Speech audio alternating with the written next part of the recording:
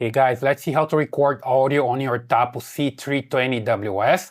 If the audio is not being recorded, you just need to enable the recording. Let me just show how it works. So basically here I have the camera working, here close to the window.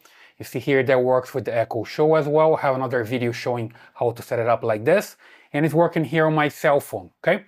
So as long as you have working here, you can just come here to the settings and look for storage and recording, just right here, and enable record sound.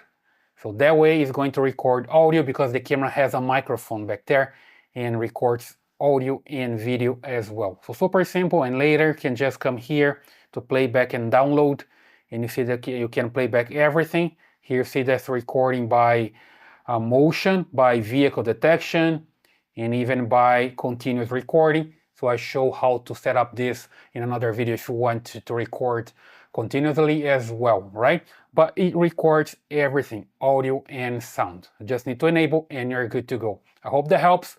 Leave your thumbs up here, subscribe to this channel, and I see you in the next video.